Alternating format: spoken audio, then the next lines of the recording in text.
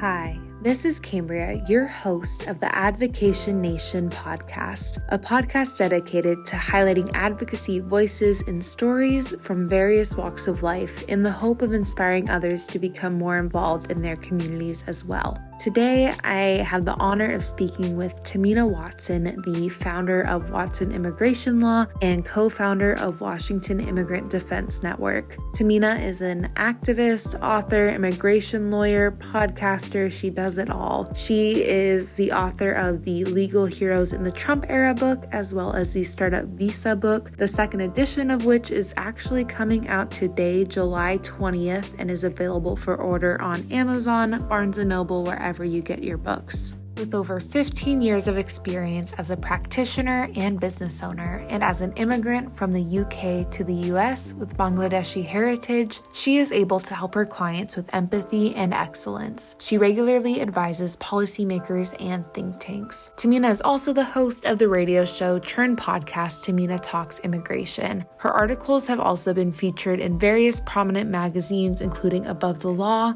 Entrepreneur Magazine, GeekWire, Puget Sound Business Journal, Scary Mommy, Yes Magazine, and more. I've had the honor of getting to know her better through my work at Watson Immigration Law and Washington Immigrant Defense Network. She's been a great mentor to me, and it is such an honor to have her here on the show. Welcome, Tamina. Thank you so much for being on the show. Thank you, Cambria. I'm so honored to be here. I'm so honored to have you here. Yeah. So to start us off, would you mind telling us just a little bit about your background and how you ended up getting into immigration law and starting Watson Immigration Law?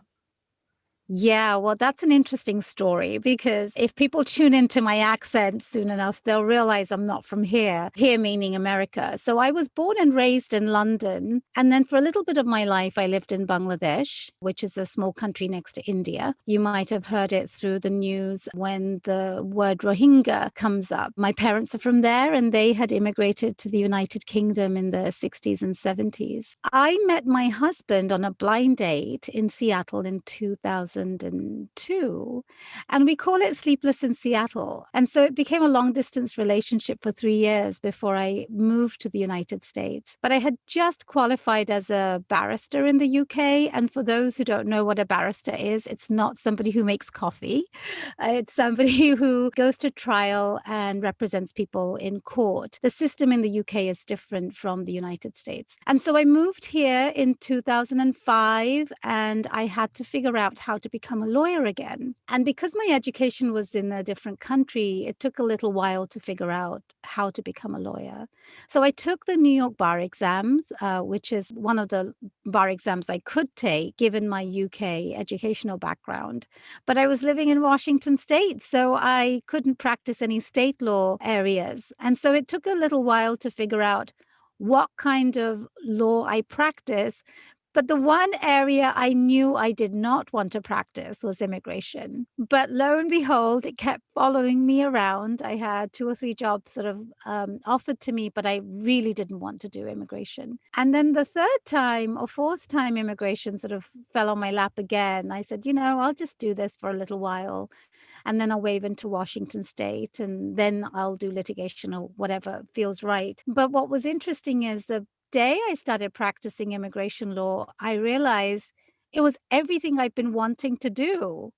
And until I succumbed to it, the universe was making it follow me. And so the reason it felt so interesting to me was that it is a fast-moving area of law. Even though it doesn't feel fast, you can actually see the beginning of a case to the end, and you see the real impact you make on somebody's life. We deal with people's most important things in their lives. It's either their livelihood or their loved ones. And you see a very tangible impact. But in addition to that, it's a very interesting area of law. I mean, a lot of people will say it's probably the second most complicated one compared to tax law. And so it was intellectually challenging. And Cambria, thank you so much for all the help that you have been giving us at our firm. And you've probably seen that procedurally it's different. Yes.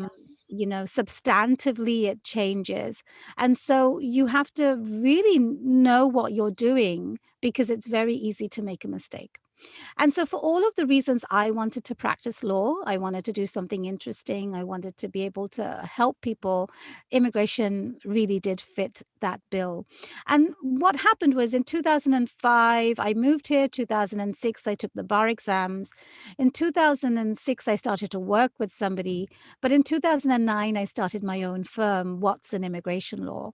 And I haven't looked back. It's 2021. And I love what I do even more so than ever. What I've learned is it takes a long time to learn your craft, but knowing what you do and the expertise you have can be used not just to help people in front of you, but it can be used to help a lot of people. And I think over time, I've gravitated towards trying to make policies better.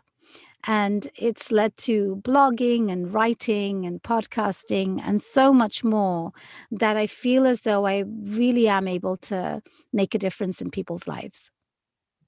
Yeah, that's so great. And it's so funny to think about how you were so resistant to immigration law and the universe kind of pushed you in that direction. And now you're a lawyer, an advocate, and an author, and all these wonderful things and helping people through that process. It's so great. And so, just to continue on with our conversation, you're the author of two books, Legal Heroes in the Trump Era, and then The Startup Visa, which the second edition of is actually coming out, hopefully, when this episode is released. And so I was wondering if you could tell me a little bit more about the Legal Heroes series and maybe also some of your work with Wyden, as those go hand in hand a little bit.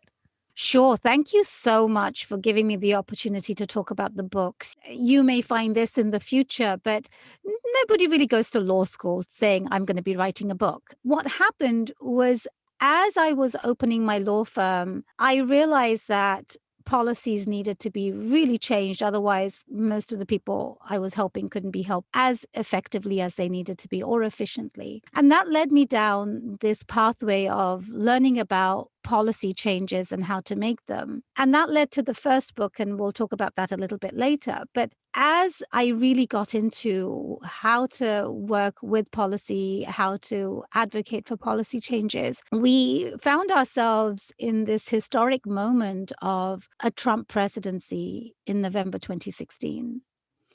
And your listeners might recall what happened in the last 4 years, but of all the issues that were affected, immigration was one of the biggest ones.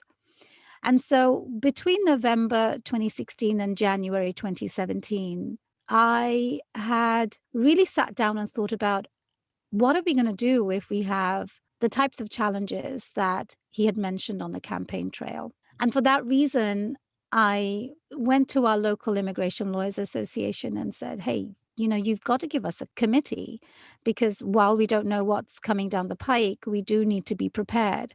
And so I was fortunate enough to be able to start a committee, and I really started to gather committee members. I went to our Christmas dinner and said, hey, I don't know what's going to happen. You don't know what's going to happen, but we need to be ready. And luckily we had about 30 people signed up. And then came that fateful day of the Muslim ban. And your listeners might remember, it's sort of like one of those momentous occasions where you will remember where you were when that announcement was made. And the outrage was visible because people were at airports up and down the country.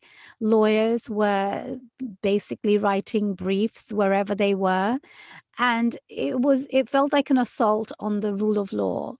And that was the beginning of really being at the forefront of trying to be a shield for the clients and the community. And it led to being part of a group of people where we created something called Airport Lawyer, which was a website portal for people who are coming into the US to seek pro bono assistance from lawyers. And that was actually a rather inspiring moment, because a lot of people came together that ordinarily wouldn't have done so in the same way. And that website was up and running the week after the Muslim ban went into place. And then it continued incessantly for the next 6 months as the Supreme Court finalized the third iteration of the Muslim ban. But during that time, I kept thinking, well, what am I going to do when people come to me saying I need 50 lawyers for immigration court? And to set the scene a little bit, the Muslim ban happens. But what people don't remember as much was 2 days before the Muslim ban, there were two executive orders. One was about interior enforcement, and the other one was the CBP, the border security executive order. And so while people were distracted with the Muslim ban, and quite rightly so, it was urgent, there were, the agencies that were implementing the no priorities, meaning everybody's a priority for deportation. Parents were being picked up from in front of the school. People were being picked up from courts. A lot was happening, and it was chaos overload. People were coming to me, organizations were coming to me saying, hey, we need 4 lawyers for this event, 5 lawyers for this event. And they were mainly legal clinics or know your rights events. And I kept thinking, well, I can thankfully provide 5 lawyers or 2 lawyers here and there, but 50 lawyers would be impossible. But I knew while that time hasn't come yet, it will come at some point, because the campaign rhetoric was very clear that mass deportation was on the table. And so I started to doodle charts and diagrams about how this program could look. And your listeners should know that when there's so much demand for assistance and the experts on the ground are so limited, just to give context, in Washington state, we have about 550 immigration lawyers, give or take. And of those immigration lawyers, and I did a survey, there were about 50 to 70 lawyers who did removal defense. That means people going to court and representing people in immigration court. Immigration law is very broad. You could be sitting at your desk helping businesses like I do, or you could be helping asylum seekers, with the asylum office, or you could be helping family members with their loved ones. You don't have to necessarily go to court. And so the numbers dwindle significantly when you look at who can represent people in court. So as I was doing the survey and doodling, I kept thinking, how am I going to provide that assistance when the time comes? And fast forward the clock to 2018, we started to hear that parents and children were being separated at the border. And that was really igniting a lot of outrage within the non-immigration lawyer community as well, particularly between the Facebook groups that I was in, where a lot of lawyer mothers were expressing their outrage and despair that they couldn't really do much because they didn't have the expertise and they didn't really know how to get there to help them. Now, this was all happening in the southern border, but come April 2018, it was all confirmed that little babies were being taken away from their parents and mothers. And so the outrage was going, whereas the assistance that immigration lawyers could provide was dwindling. So much so that I couldn't even provide 2 lawyers and 4 lawyers for the various events that, were coming to me as requests. And so what was really interesting is in June 2018, we had about 200 of those parents sent to Washington state. And that's when it really fell together with all of the plans I was making, because these 200 people who needed help were beyond the capacity of the detention center that was in Washington state. And they were taken to the federal detention center near the SeaTac airport. And so there were lots of protests going on at the time. But what was more important is these people needed legal representation. And there wasn't enough lawyers to go around. And so at that point, the idea that I'd been doodling for about 18 months took life. And a shout out to the co-founders of the organization. The organization turned out to be WIDEN, WIDEN, which stands for Washington Immigrant Defense Network. And the co-founders were Jay Garrison, Takao Yamada, who also was part of the airport lawyer efforts, and then Erin Albanese and another lawyer called Minda Thorwood. And so we came together and put this program together where we were training non-immigration lawyers because they didn't have the expertise to just go in and get their hands dirty. And as I said at the beginning, it's very easy to make mistakes in immigration law. So it's something that lawyers are very aware of, that they should not go into it without training. And so we trained these non-immigration lawyers and grouped them with immigration lawyers, and then took some of those cases, which were being handled by the Northwest Immigrant Rights Project, and they were basically being the center point for the chaos that was ensuing. And so that was the beginning of Widen. And we had continued to take on cases, and it was very focused in that we were providing assistance in detained trials only. If your listeners don't know, immigration courts do not have a right to counsel. meaning that if somebody is detained, they do not have a right to a lawyer. They can get pro bono lawyers, of course, sometimes from a lot of the non-profit organizations, but there's no right. And so most people, about 90% of the people in immigration courts, go without representation. But there are statistics to show that if you have an immigration lawyer, your chances of success become 11 times higher, and you can get the relief that you're looking for. So the data is astronomical in proving that if you have legal representation, you are likely to get the benefit that you need or you're seeking. And so our organization was providing assistance up until the pandemic began, really, to which the court, they all closed and there's limited service. And of course, there's a lot of,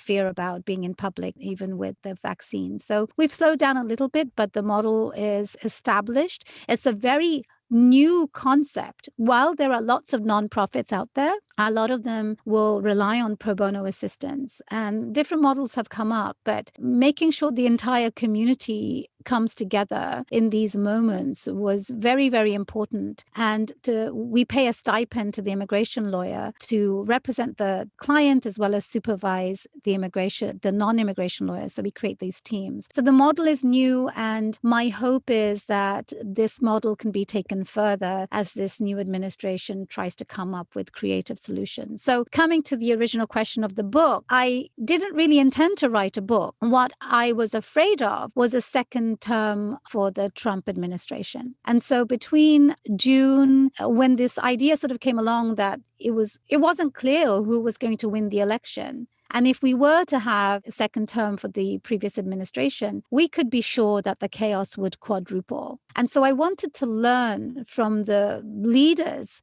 in the various legal fields who had stepped up and really taken charge of either helping or really leading the various course of assistance needed. I wanted to learn from them. And so I started the podcast series called Legal Heroes in the Trump Era. And so I wanted to speak with Washington State Attorney General because he was one of the first attorney generals to file a suit against a brand new president. What did he do between November 2016 and January 2017? And that was the starting point for all the questions I wanted to ask every single person. So the idea was that if we were to have a second administration, we would need even more lawyers to come out and assist in whatever cause gets affected. And so the Legal Heroes podcast series started with that intention. But as I was speaking to these lawyers, it became very clear that if I don't have all of these interviews in one spot, the inspiration wouldn't be as weighty as it needs to be because they'd be scattered. You'd hear them, in your spare time, and they'd be disjointed. And so I wanted to bring them together to make sure the maximum impact was felt about what lawyers did to protect the rule of law.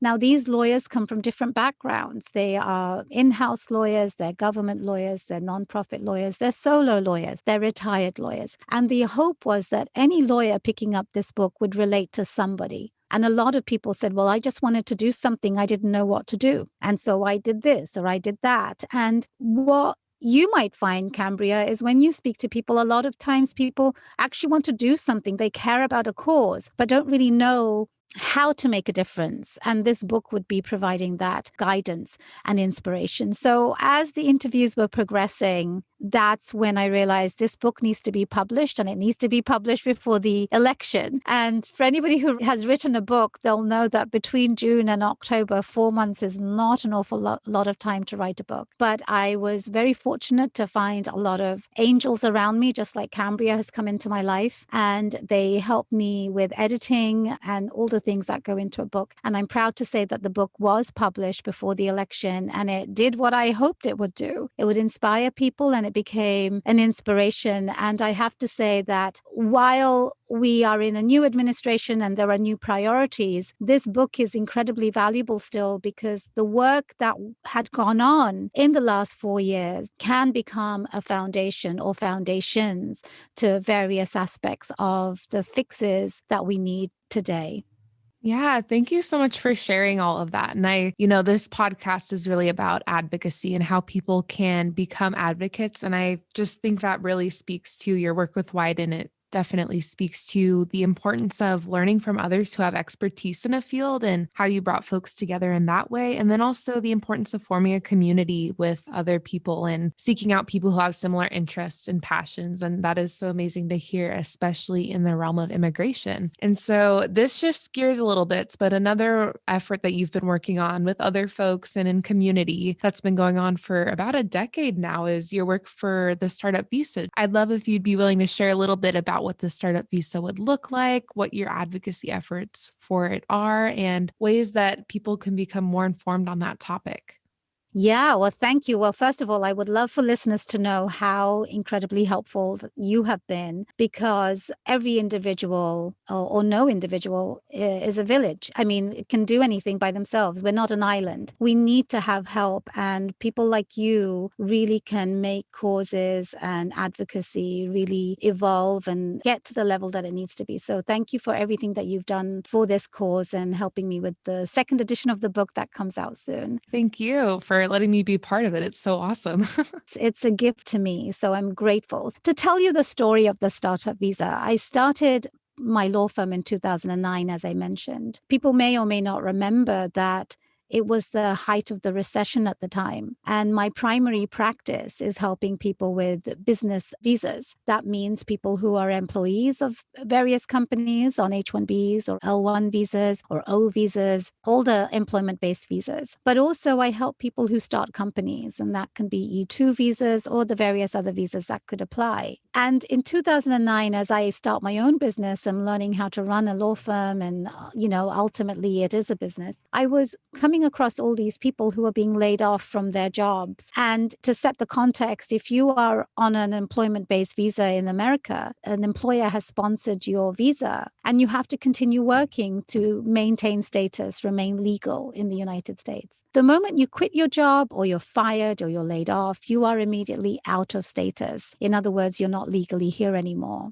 And so what was happening during that time was a lot of people were being laid off from their jobs. And my primary call at the time from potential clients was, I just want to start my own business. I've always wanted to start my own business. What can I do? And to every single person, I'd say, I'll just go research and see what I can find. But of course, there wasn't anything suitable for them. And during that time, a bill had just dropped in Congress, which was basically advocating for a visa for startup founders. And I realized that that was the answer to the prayers for all of these people. But it was just a bill. And I thought, well, what's going to happen with this bill? But as I kept thinking about it, I had this epiphany that, oh, I could be part of the change. I could be part of law changes. And the moment I had that epiphany, I sort of held on to that subject matter all this time. And how did I do that? I kept following the bill, and then I started to blog about it. I've had a blog since 2008, and I started to write about it more. I started to talk about it more. I started to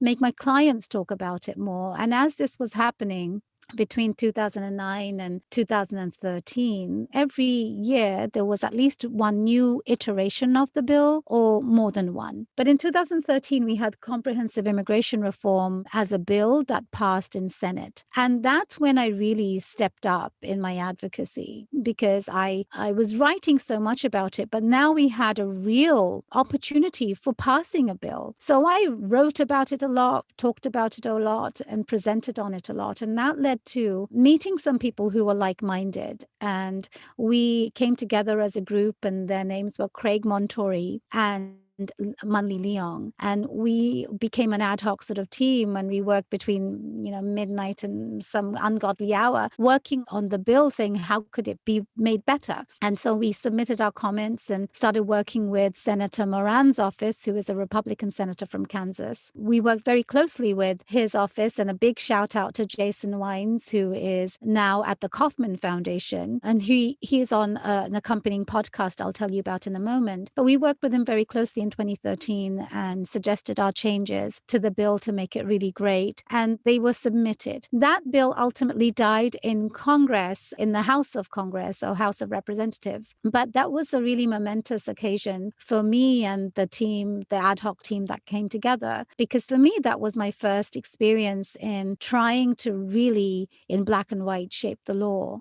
It was a tiny part of it, but it was nevertheless a big deal for me. And when that bill died, that's when it felt really heartbreaking because we could see a glimmer of hope that Congress would actually, for the first time in decades, pass an immigration reform bill. But when they didn't, a very dear friend said to me, Tamina, you've got so much written in your blog and you've written so much. Why are you not writing a book about it? And that's how I got into this rabbit hole of writing a book. But it was my first effort at writing a book, and I didn't really know how to do it. And I brought all of the pieces I wrote at different times together, and it didn't quite do what I wanted it to do. And so I sort of walked around with that book for a good 12 months, the manuscript. Eventually, I found my dream editor. Her name is Lornette Turnbull, and she helped me make the book into what it is today. And we published it in 2015. And the idea was really to help law and policymakers know what is wrong with the current laws, but also allow immigrants and applicants and business owners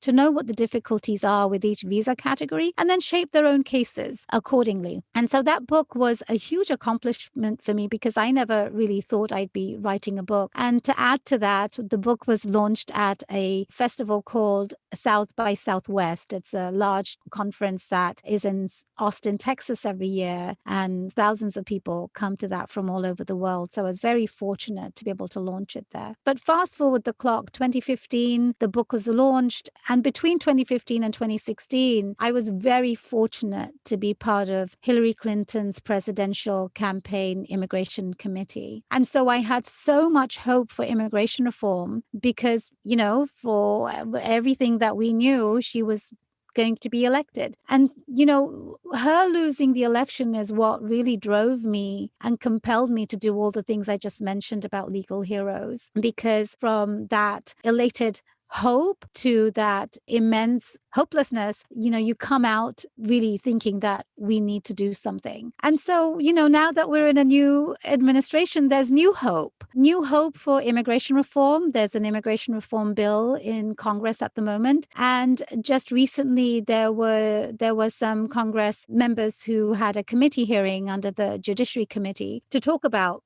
high-skilled immigration. And so there's renewed hope for really making a change. And this is a time for the startup visa to really become a reality. So as I was wrapping up the Legal Heroes book, I realized I needed to jump on really trying to get the second edition of the startup visa out so that I can make it a relevant book for now, taking into account all the adverse changes we'd seen between 2016 and 2020. And so that's the book that I am so grateful for your help, Cambria. Research is never ending sometimes because you have to say, this is what these, businesses are doing and these are what the statistics are. And I just could not have done that without you. But this book is very, very important to me because in 2009, I would not have known that this was an issue that I would care about so much. But I am an immigrant to the United States. I am from a minority community. I started my own business, so I understand all the immigrants that are entrepreneurial and they just want to be given a chance. I get to see my clients who are making a difference every day in our society, in our businesses,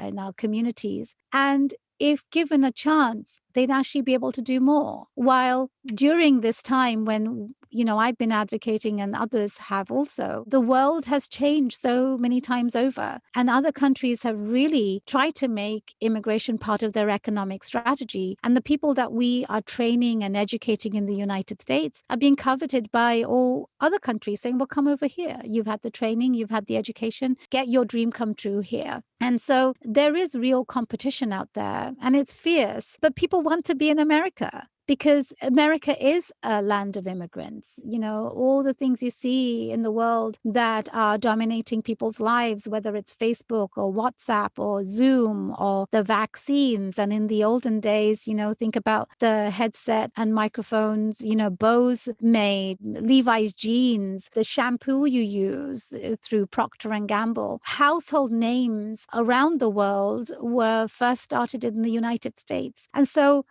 it is time that we evolve our laws to be able to make America the place where everyone can be, not just want to be, but they can be. And then, put us in the innovative leadership for the next decade and years to come. And the startup visa can do that. And the question that you asked me is, what is a startup visa? It is a visa for people who are starting companies. Often they are backed by investors, angels, venture capital, accelerators, or they could invest their own money. But the world has changed in how people do business. They do use investors, funding, where they use their own sweat equity. And that type of visa is the one that we are lacking in the United States, that we must have. Thank you so much for just sharing all that and explaining. And for listeners, if you're interested in learning more about the startup visa, you can go ahead and check out Tamina's podcast, Tamina Talks Immigration, and the startup visa series. And it just really goes into depth about why we need a startup visa and how it's not only beneficial to immigrant entrepreneurs coming over, but also to the United States as we create more jobs and boost the economy. It's a win-win situation. And so on that subject, would you just tell us how we could continue to stay updated by maybe following your blog, and then also share a little bit about the second edition of your Startup Visa book coming out and how viewers can find that? Yeah, well, thank you again, Cambria, for this opportunity to talk about it. The book will come out on July 20th. We're very, very excited. It will be on Amazon and Barnes and Nobles and anywhere else you can get your book. There is an accompanying podcast series on the podcast that Cambria just mentioned, Tamina Talks Immigration. And there are leading national thought leaders on the subject matter who talk about why a startup visa is necessary. And the foreword is written by a notable venture capitalist who is also well known in the startup community and has written many, many books. I will leave it as a surprise, but his podcast episode will be released on the 20th as well. And I know that you're going to be inspired by his story. And so the podcast series has started already. There are some more episodes coming along, and I want to give a big shout out to our sponsor for the podcast. Their name is Juni Business Plans, and they deal with startup visas particularly. And so very, very grateful to them. And to follow the subject matter, you can follow Tamina Talks Immigration on iTunes and Spotify or Pandora, wherever you get your podcasts. We have a blog at our law firm called watsonimmigrationlaw.com/blog. We write there about immigration updates as well as all the things we're doing in the community. And then if you want to connect, you can find me on LinkedIn at Tamina Watson. I am on Twitter as well, Tamina Watson, and you can Google me and there's no way you can't find me. I do write a bi-weekly column on a national legal magazine called Above the Law, and hopefully you can follow the various issues that me thinking about my clients through the Above the Law magazine. I'm also a contributor with Entrepreneur magazine, and so you can find some articles there too. So there's no way you can't find me if you're looking for me.